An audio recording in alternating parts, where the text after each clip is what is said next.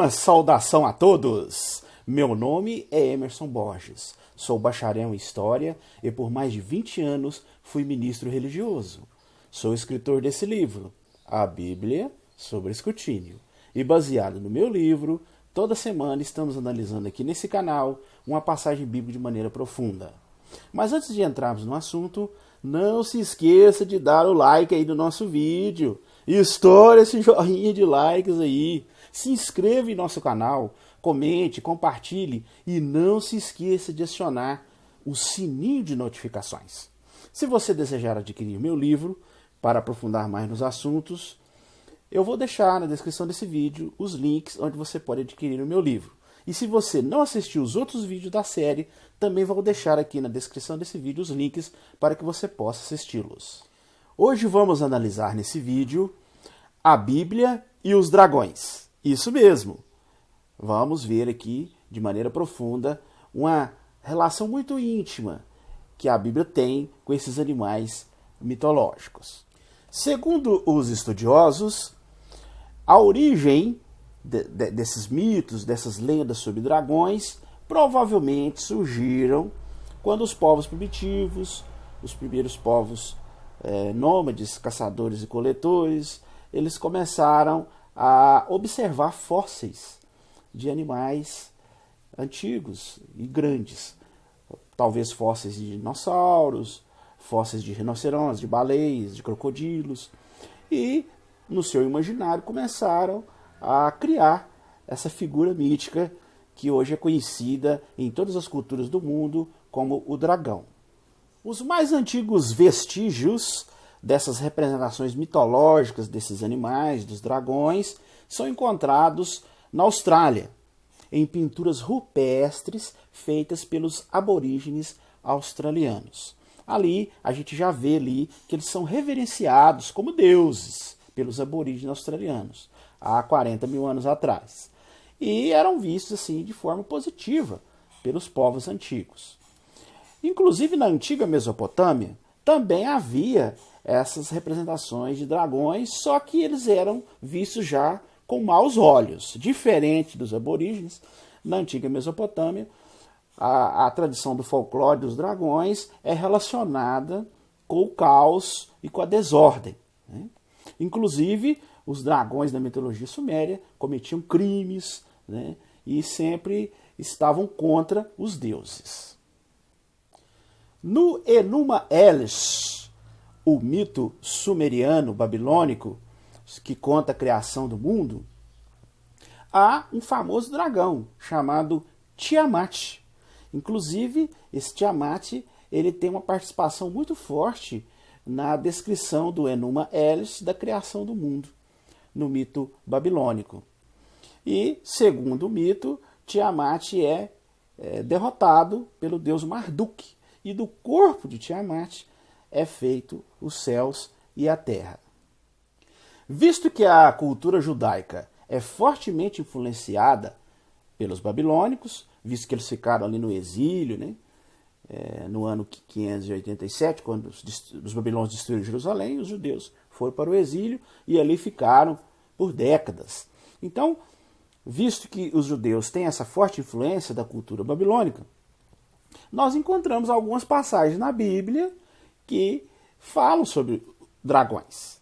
E uma delas, que inclusive muito emblemática, se encontra no livro bíblico de Jó, capítulo 41, versículo 19 a 21. Se você tiver uma Bíblia aí na sua casa, você pode pegar e acompanhar na sua própria Bíblia. Lá descreve claramente um dragão, né, com todos os detalhes que compõem esse animal mítico. Veja aí, leia na sua Bíblia aí. Lá diz assim, ó, Jó 41, 19 a 21. Diz, lampejos procedem da sua boca. Ó, sim, faíscas de fogo escapam. Das suas narinas sai fumaça, igual a uma fornalha acesa com juncos. A própria alma dele incendeia carvões. Agora note a expressão. E até mesmo uma chama sai da sua boca. Então, aí tivemos uma descrição clara de um dragão, né? Fala de um animal que sai até chama pela boca.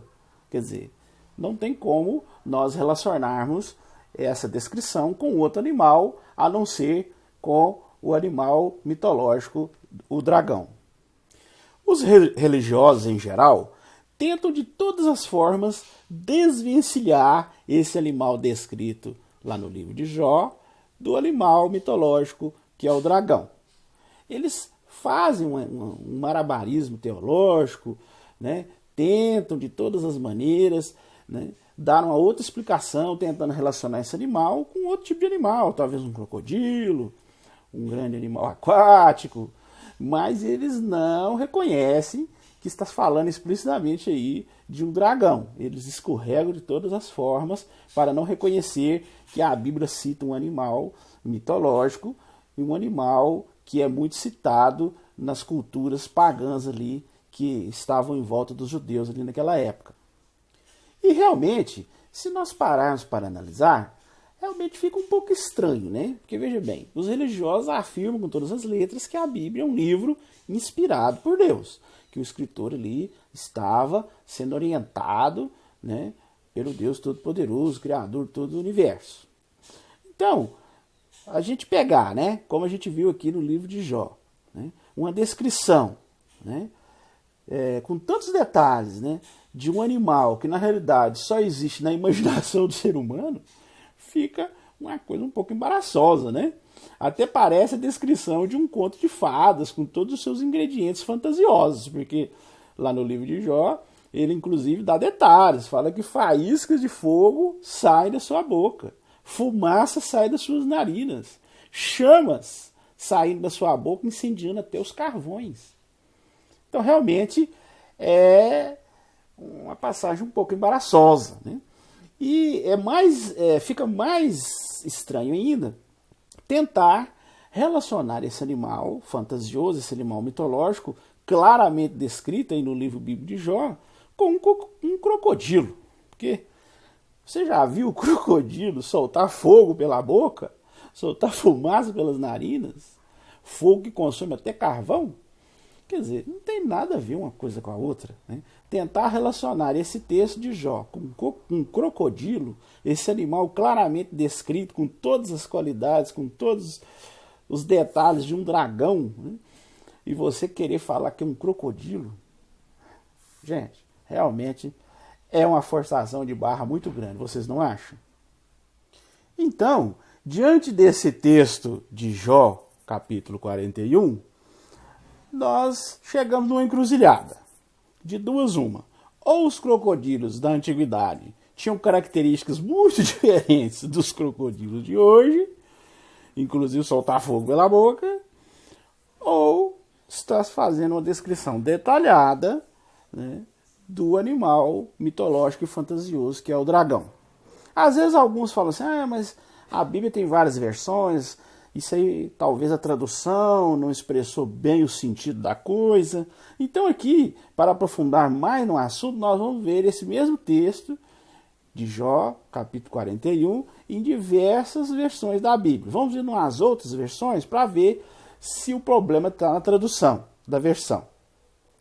Vamos observar aqui na versão católica. Acompanhe a descrição que a versão católica faz desse trecho bíblico.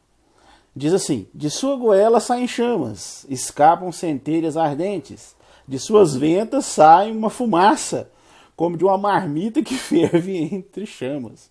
Seu hálito queima como brasa, a chama jorra da sua goela. Ó, tá ficando pior, não tá? Não, vamos deixar essa versão católica de lado, vamos tentar uma outra versão. Vamos na versão Almeida, né? João Ferreira de Almeida, corrigida e revisada fiel. Essa aí os evangélicos aprovam, né? Essa aí eles confiam. Vamos ver o que diz lá? Da sua boca saem tochas, faíscas de fogo saltam dela, das suas narinas procede fumaça, como de uma panela fervente, ou de uma grande caldeira. E seu hálito faz incendiar os carvões, e da sua boca sai a chama. Então, realmente, né, não mudou nada, né? Tá? A descrição é exata de um dragão. Mas vamos tentar na Bíblia na linguagem de hoje, que é uma Bíblia mais moderna, usa uma versão do português mais moderno, palavras mais usadas atualmente. Às vezes né, nos dá aí um olhar diferente. Vamos ver. A sua boca lança chamas e dela saltam faíscas de fogo. Seu nariz solta fumaça, como de galhos que queimam debaixo de uma panela. Seu sopro acende o fogo e da sua boca saem chamas. Então, veja que, independente da versão bíblica que você leia, vemos aí claramente uma descrição de um dragão. Diante de tantas evidências claras de um dragão sendo descrito dentro da Bíblia, muitos religiosos, já no auge do seu desespero, tentam, através das suas hermenêuticas, suas teologias, né, tentam de todas as formas achar uma explicação e suavizar um pouco essa descrição. Então muitos chegam a apelar para as comparações simbólicas. Não, mas isso aí está falando é simbólico, esse animal aí simboliza, né? Inclusive existem várias passagens da Bíblia que a Bíblia usa o dragão para simbolizar certos reis, certas pessoas. Então nessa passagem pode ser que está simbolizando alguma pessoa, alguma nação, né? Tentando mudar o foco para o lado simbólico, né? As famosas artimanhas teológicas. Mas, se você analisar o capítulo 41 de Jó, você vai ver que não há como você aplicar dessa forma, que esse animal está simbolizando um rei ou uma nação. Porque ali, se você observar o contexto, o capítulo 41 de Jó, né, fala desse animal, inclusive chama ele de Leviatã, né? Ali, esse animal que é descrito ali, não está sendo comparado ou não está sendo usado para se referir a qualquer rei de alguma nação pagã, que seja do Egito, de Babilônia ou alguma outra ali em volta que tinha muitos tratos com Israel ali. Não se trata disso. Ali, se você observar, Jó estava sendo disciplinado por Deus. E ali, nessa disciplina, Deus começa a usar descrições das suas criações, do planeta Terra, né, do mar, da neve, do vento, né, da nuvem de temporal, do gelo, dos relâmpagos, do leão, da cabra montesa. Se você for acompanhando todo o capítulo 41, Deus começa, né, nessa disciplina que ele dá em Jó, mostrando que para Jó ficar mais humilde, que tem muita coisa que ele não entende, ele começa a falar das criações, né? Deus falando que criou os animais, criou a terra, criou o mar, e ele começa a citar certos animais, que ele criou suas características, e ele fala de vários animais, do avestruz, da cegonha, do falcão, da águia, cita um animal lá chamado behemote, que muitos dizem que é o hipopótamo, e finalmente chegamos, né, na estrela de todos os animais, que é o Leviatã, que os religiosos tentam de todas as formas associar a um crocodilo.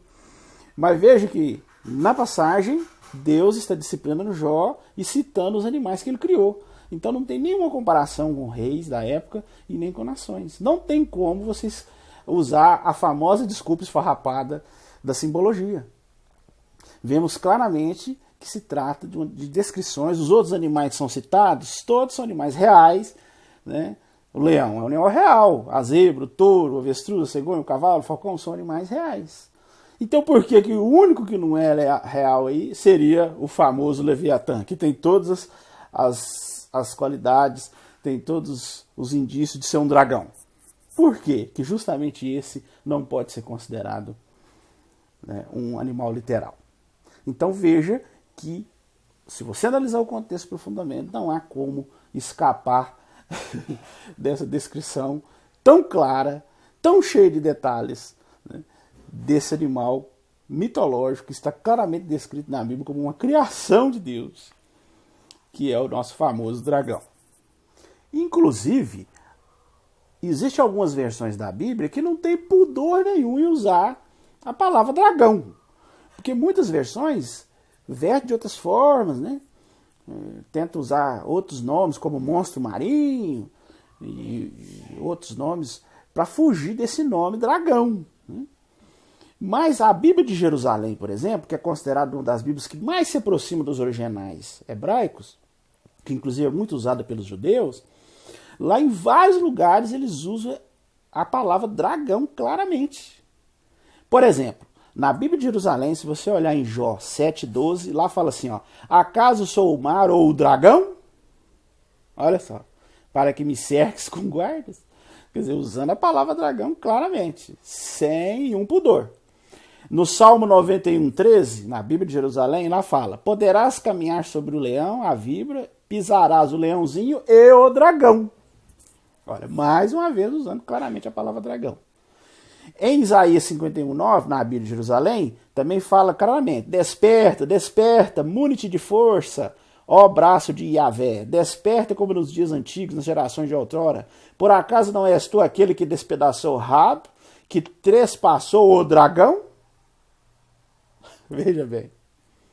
Então, claramente, usando a palavra dragão, sem pudor nenhum. João Ferreira de Almeida, corrigida, revisada e fiel, no livro de Isaías 27,1, ali o escritor bíblico, ele entende claramente que a descrição feita no texto de Jó 41, 19, 21, que nós estamos analisando, é algum tipo de dragão. Essa descrição lá do famoso Leviatã se relaciona com um dragão, com uma espécie de dragão.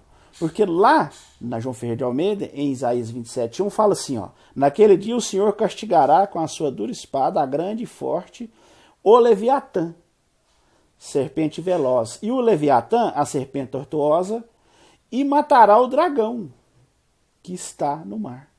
Olha para você ver, na própria João Ferreira de Almeida, corrigida e revisada, né, que os evangélicos adoram essa versão da Bíblia, lá o escritor de Isaías faz uma relação clara entre o Leviatã e o dragão. Já outras versões já tentam disfarçar, né? Esse mesmo texto de Isaías 27,1, lá em vez de colocar dragão, eles colocam monstro marinho. Como a tradução do Novo Mundo, por exemplo, é uma que usa esse subterfúgio. Mas se você olhar nos originais, inclusive na Septuaginta grega, a palavra dragão ali aparece claramente no termo grego drakon. E, infelizmente, algumas traduções tentam esconder isso aí e colocam monstro marinho. Sendo que está claramente ali na Septuaginta grega escrito drakon, do grego drakon. Inclusive, até em Isaías 51,9, se você olhar na Vulgata Latina de Jerônimo, lá também, numa versão antiga da Bíblia, em latim, lá fala, em Isaías 51,9, justamente usa a palavra draconé, né? do latim, né? Draconé, que é muito usado e todo mundo sabe que significa dragão. Lá fala, desperta, desperta, reveste de força, desperta como nos dias de outrora, né? Não és tu aquele que despedaçou Raabe, que transpassou. Aí, lá na Vulgata Latina está dracone. Mas, algumas versões, ao invés de colocar dragão, né, que transpassou o dragão, coloca monstro marinho. Infelizmente, alguns chegam até a deturpar os originais da Bíblia, traduzindo palavras diferentes para tentar esconder a clara descrição que vemos aí do dragão. É interessante que na própria versão tradução do Novo Mundo, que fica tentando de todas as formas mudar a palavra dragão para monstro marinho, tem um texto na tradução do Novo Mundo, que é Isaías 51,9, que lá fala que eles põem monstro marinho, mas tem uma nota no pé da página, tem um asterisco no texto, e a nota lá no pé da página, a própria tradução do Novo Mundo, que em várias passagens esconde o termo dragão, lá eles reconhecem que na Vulgata Latina, que é uma versão antiga da Bíblia, que foi feita por Jerônimo, né? Que os católicos chamam de São Jerônimo. Então, na Vulgata, em latim, eles reconhecem que está a palavra draconé, ou draconé, do latim. Né? Mas eles, mesmo assim, colocam no texto monstro marinho. Mas parece que eles ficaram tão sem graça de ficar mudando, né? Tirando o sentido original, que colocaram uma nota embaixo explicando que na Vulgata está draconé, que é claramente uma tradução do latim dragão. O mais revelador nisso tudo é que se pegarmos esse texto de Isaías 51:9 e traduzirmos de forma literal, como está na Vulgata Latina, colocar Draconen, ou na Septuaginta grega, colocarmos Dracon, que são traduções claras de dragão, nós vamos observar uma cena aí que tem muita influência da mitologia pagã. Porque no texto fala do deus judeu Yahvé golpeando e derrotando o dragão, fazendo uma alusão a Tiamat, da mitologia babilônica. Lembra quando eu falei do dragão Tiamat? Porque na mitologia babilônica, o dragão Tiamat é derrotado, né, pelo deus Marduk. Então a gente vê aí uma clara semelhança da mitologia babilônica com a mitologia judaica, né? Vemos aí uma influência muito grande. Quando os judeus foram fazer o seu livro sagrado, eles fizeram aí um samba do crioulo doido, misturaram as mitologias. E se nós observarmos profundamente, está muito claro, né, a relação dessa influência nesse texto de Isaías 51:9, se traduzido corretamente por dragão, né? Agora, como muitos tradutores fazem, né, trocam por monstro marinho, aí perde um pouco, né, essa relação. Mas mesmo assim, continua, a gente vê a descrição clara e muito parecida, né, do deus Yahvé matando o dragão, e na mitologia babilônica o deus Marduk matando Tiamat. Visto que os cristãos se originaram dos judeus, então a gente passa a entender melhor porque em várias passagens do Novo Testamento, das Escrituras gregas, os cristãos fazem muitas referências também a dragões, né? Principalmente no livro de Apocalipse, é muito usado o termo dragão para se referir ao diabo, para se referir, né, ao inimigo de Deus. Então eles sempre usam dragões, né? É muito costumeiro usar essa expressão. Então a gente vê que a influência, olha bem como é que são as coisas, a influência da mitologia babilônica, com Marduk matando Tiamat, né, veio através dos judeus, também com o deus judeu Yahvé matando o grande dragão, ou o dragão, lá em Isaías. A gente vê que isso veio através dos tempos, influenciando até mesmo os cristãos, que ao tentarem achar um animal para simbolizar o grande inimigo de Deus, que é o diabo, eles escolhem ninguém menos do que o dragão. Então, veja que o dragão ele está impregnado por toda a Bíblia, né? Desde as escrituras hebraicas até nas escrituras gregas. E mesmo como no caso de Apocalipse, que seja uma referência, né, simbólica e tal, mas só deles usarem esse animal já mostra que era algo que estava vindo de influência, né? Você vê que eles eram influenciados, né, tanto pelos hebreus que eram influenciados pelos babilônicos. Esse animal estava na mente deles e era costumeiramente usado, né, nas suas comparações, principalmente para comparar ao inimigo de Deus, né, no caso do diabo, como Tiamat era o inimigo de Marduk, né, como o dragão de Isaías foi transpassado pelo Deus judeu. Então veja que essa analogia, dragão, inimigo de Deus, né, na realidade vem lá da mitologia babilônica. E é isso que infelizmente a grande maioria das pessoas que seguem a Bíblia não entendem, não percebem, não sabem, né, ignoram esse tipo de coisa. E ficam aí, né, seguindo esse livro, a Bíblia, como sendo um livro realmente divino, inspirado por Deus, e que tem ali toda a sabedoria de Deus, e que nós devemos seguir de maneira fiel. Mas, como nós vimos aqui hoje, nesse vídeo, é um livro mitológico, né? Você vê que a mitologia está impregnada em todo esse livro. Então não há como fugir disso. Apesar dos religiosos tentarem, rebolarem, né, fazerem seus malabarismos teológicos, mas não há como sair disso. O dragão está intimamente relacionado com a Bíblia e a mitologia, né, está ali impregnada em todas as suas páginas. Bem, esse era o assunto que nós íamos analisar hoje. Desejo uma boa semana a todos e até o nosso próximo vídeo.